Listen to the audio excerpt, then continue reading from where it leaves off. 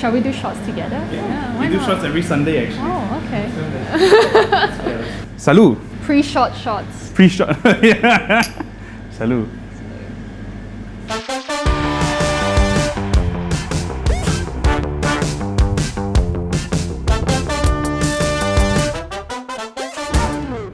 So previously we were at Caviar Farm in Tanjung Malim, and now we're bringing the farm to the table at Punts with Euwie. Hi. All right. All right, so what are we making today? So we're going to start with, we're going to do two dishes. First dish we're going to do is our sturgeon fillet burger. So we got buns here, we got our butter, lime, and we actually prepared something a little bit special for you. So we used the fat from the sturgeon to create a mayonnaise. Sick. So we did a sturgeon mayonnaise with, so we actually, well, more like a sturgeon tartar sauce. Okay, so what we're going to do is we're going to get the buns ready, toasted nicely with butter. Okay. We got some nice Gruyere over here sorted, lime to finish, a little bit of chives and the mayo. And I think to be a bit bougie, we're going to put some of the caviar. All right, cool. So I think first things first, you're going to help me cook or are you just going to stand and watch? I can try. I'm not too bad. Don't be pressured into it. Don't be too pressured into it. Maybe at the end of this shooting, I might get a job. Who knows? Oh yeah? Where? Here. Just kidding. All right, so we're just going to cut the buns. So the next thing we're going to do is we'll butter the buns first, so then we can get this out of the way. All right, so the next thing is the sturgeon. So the sturgeon comes with a fillet here, and what I'm going to do is I'm going to remove this lining, the stomach lining, and then I'm going to remove the skin and then just keep the loin. So I'm going to cut across here, kind of like go all the way down to the skin. I always cut a little bit off more than the skin. Okay. So usually they'll put the knife under and then you kind of pull the skin to lose as little as the meat as possible. All right, cool. So the next thing we're going to do is just season the loins here. Very simple. We're just going to do salt. I don't really like using pepper in general in cooking here. Then we'll coat this with some cornstarch, and then we'll siphon out our beer batter. We're just going to heat a pan and toast the buns.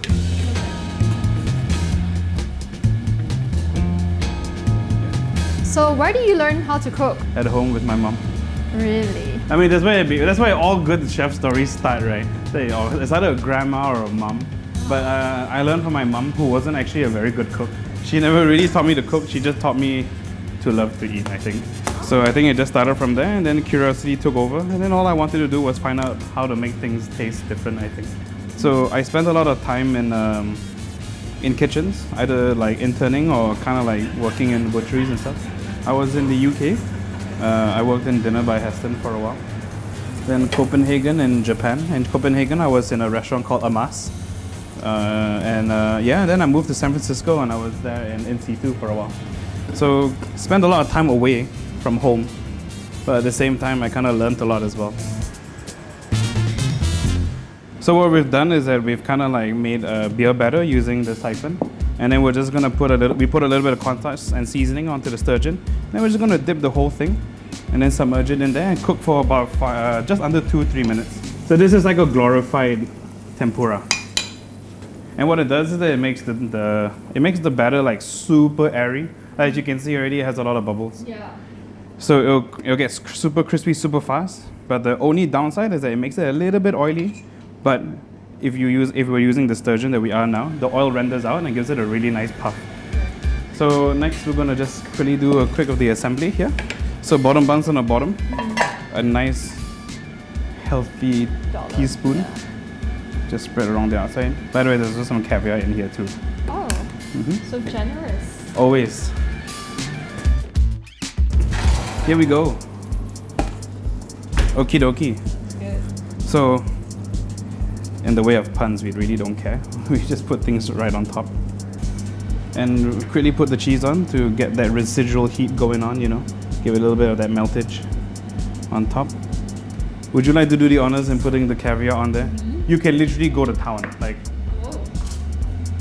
What? No mother of pearl spoon?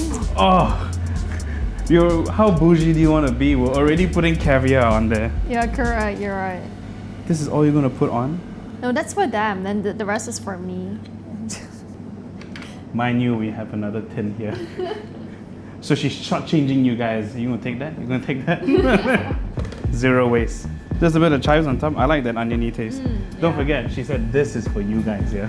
The one with significantly less caviar than this one. Awesome. You've officially made a caviar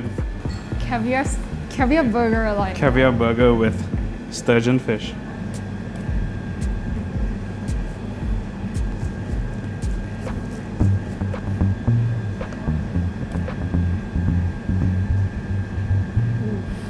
So it's really good. So you can see the yellow fat. Yeah. So if we cook it a little bit longer, you're gonna lose that yellow fat, which is, I mean, it's not the worst thing, but no fat, no fun, you know. Yeah. Should we clink? Cheers. Ching. How do we start?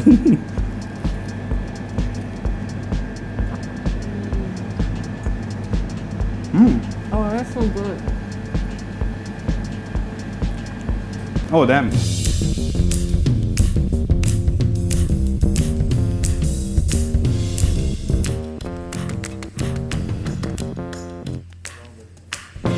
All right, now time for desserts. Yeah, so we're going to be making a caviar inspired dessert here actually. So what we have is our dehydrated sponge cakes, which we've actually added butter infused caviar in there. We got candied pistachios, bone marrow caramel, smoked salt, and so this is a plain milk base. We tried to pair this with the caviar. Okay. And then of course the most important ingredient, the caviar. Okay, so first we're going to get the ice cream. So we just put a healthy amount of ice cream on the base. Just make a nice divot in the middle.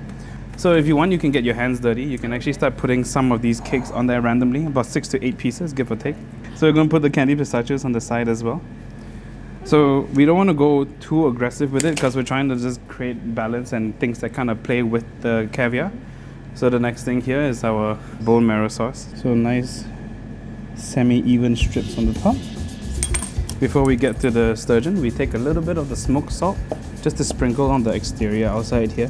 Not the middle, just the outside where all the peanuts and stuff are. And to finish, just put a nice generous amount in the middle.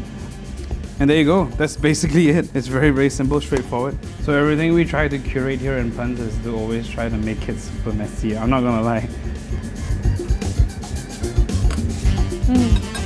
Yeah, so we try to create like a little bit of a balance of savory and sweet so it's not overwhelming in one aspect but on 2 or 3.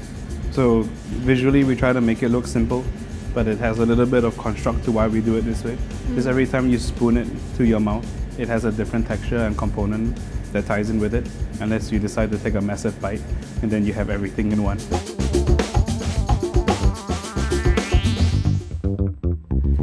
Okay, so you came back about 3 years ago, right?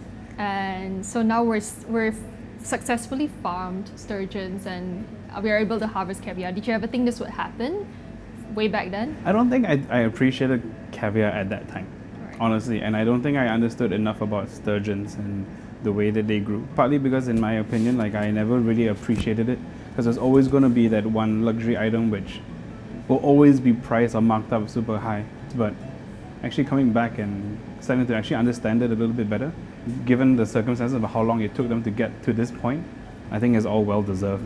The credit, the recognition, everything that they've gotten themselves into. And the fact that it's done in Malaysia as well. Yeah, but I think it's really amazing, like just the sheer ingenuity and thought of it. And they didn't even have much help, you know. Yeah, and it's not just farming, but I think even the restaurant scene as well, we have progressed, we've come a long way, right? I mean, where we are right now, I feel like we're kind of going in the right direction for sure. You know, a lot of people are cooking more for themselves and more for their own creativity and their own art form, as opposed to like really just diving into what's the trend, you know, what's the new fad, you know what I mean? Because I feel like a lot of chefs came back to Malaysia from being overseas to start something different because they felt like they weren't really getting what they needed or what they wanted overseas.